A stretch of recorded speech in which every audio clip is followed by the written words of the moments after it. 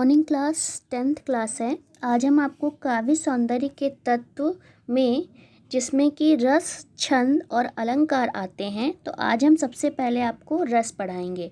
तो रस क्या है? रस का शाब्दिक अर्थ आनंद से है।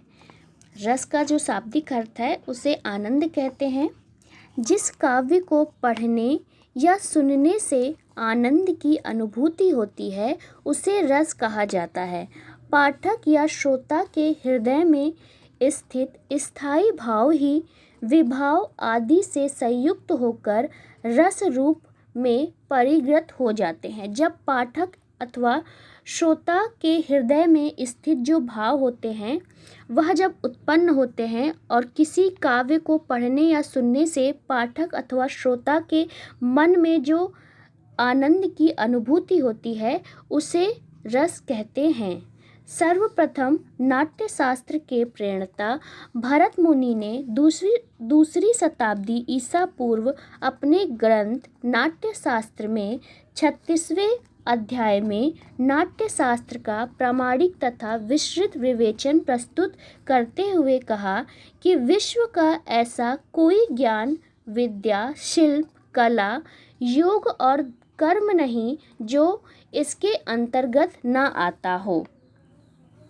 इसके अलावा विभाव, अनुभाव, व्यभिचारी भाव तथा संचारी भाव से रस की निष्पत्ति होती है। कुछ आचार्यों ने रस को काव्य की आत्मा भी माना है। भरत मुनि ने विभाव, अनुभाव तथा संचारी भावों को रस के अंग तथा अव्यय 4 माने हैं। तो भरत मुनि ने रस के 4 भेद बताए हैं, जिसमें स्थायी भाव। तो स्थायी भाव किसे कहते हैं? इसका तात्पर्य प्रधान भाव से होता है। रस रूप में पृष्ठ या परिगृत होने वाले तथा संपूर्ण प्रसंग में व्याप्त होने वाले भाव स्थायी भाव कहलाते हैं।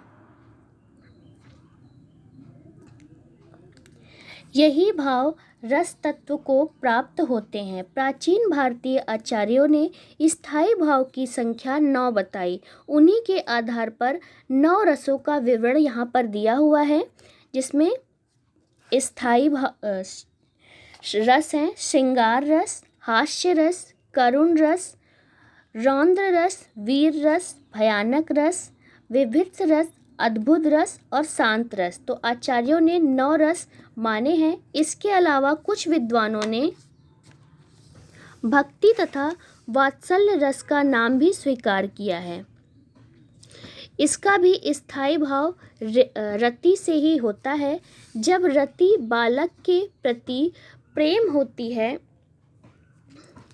जब रति बालक के प्रति होती है तो वह वात्सल्य रस, तथा जब भगवान के प्रति प्रेम होता है तो उसे भक्ति रस कहते हैं। तो यदि जब हमारा प्रेम जो होता है वो किसी बालक के प्रति होगा तो वह वात्सल्य रस के अंतर्गत आएगा, और वही प्रेम जब हमारा ईश्वर के प्रति होगा तो वह भक्ति रस के अंतर्गत आएगा। रसों की मूल संख्या 9 ही मानी गई है, क्योंकि स्थायी भावों की संख्या 9 बताई गई है। इसके बाद आता है विभाव। विभाव किसे कहते हैं? जो व्यक्ति, वस्तु, परिस्थिति आदि स्थायी भावों को जो सामान्यतः सुषुप्त अवस्था में रहते हुए भी जागृत या उद्दीप्त करते हैं उसे विभाव कहते हैं। विभाव के 2 प्रकार होते हैं, आलम्बन विभाव और उद्दीपन विभाव। इसके बाद आता है अनुभाव। अनुभाव किसे कहते हैं? जब व्यक्ति के मन में स्थायी भाव के जागृत होने पर कुछ शारीरिक चेष्टाएं उत्पन्न होती हैं, वह अनुभाव कहते हैं। जैसे सिंह को देखकर यदि कोई व्यक्ति चिल्लाने लगे या भागने लगे तो उसकी यह चेष्टा अनुभाव कहलाती है। अनुभाव 4 प्रकार के होते हैं, कायिक, मानसिक, आहार्य तथा सात्विक। इसके बाद आता है संचारी भाव। संचारी भाव किसे कहते हैं? आश्रय के मन में उत्पन्न होने वाले क्षणिक मनोविकारों को हम संचारी भाव कहते हैं। यह विकार क्षण भंगुर होते हैं, जबकि स्थायी भाव अंत तक विद्यमान होते हैं। तो यह जो स्थायी भाव होता है वह हमारे हृदय में थोड़ी देर के लिए आता है और वह ख़त्म हो जाता है, और जो स्थायी भाव होते हैं वह अंत तक हमारे हृदय में विद्यमान रहते हैं। आचार्यों ने संचारी भाव की संख्या 33 निश्चित की है। इसके बाद आता है रस, जो कि आपके कोर्स में केवल 2 ही रस दिए हुए हैं, हास्य रस और करुण रस। हास्य रस किसे कहते हैं? किसी का विकृत आकार, वेशभूषा तथा चेष्टाओं को देखकर हास्य नामक जो स्थायी भाव उत्पन्न होता है उसे हम हास्य कहते हैं। तो जब किसी व्यक्ति के आकार, वेशभूषा तथा उसकी चेष्टाओं को देखकर हमारे हृदय में हास्य नामक जो स्थायी भाव पैदा होता है उसे हम हास्य रस कहते हैं।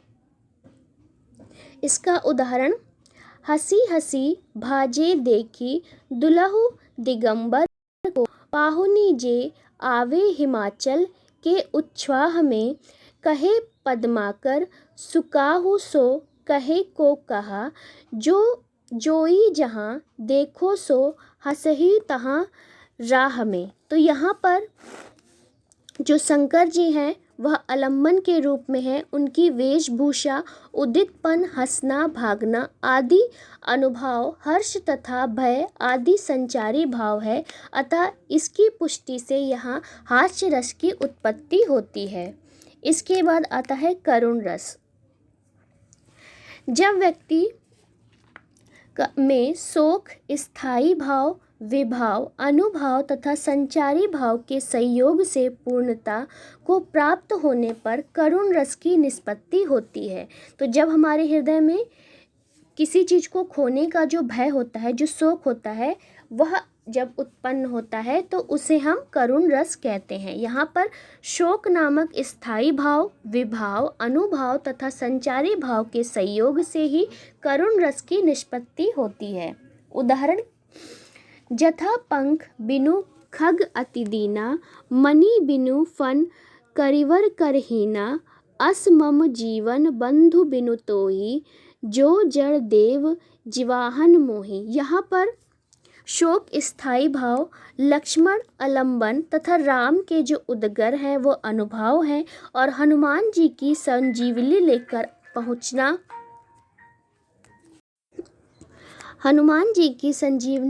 पहुँचना उदित भाव तथा चिंता, व्याकुलता आदि संचारी भाव है, इसलिए यहाँ पर करुण रस की निष्पत्ति होती है।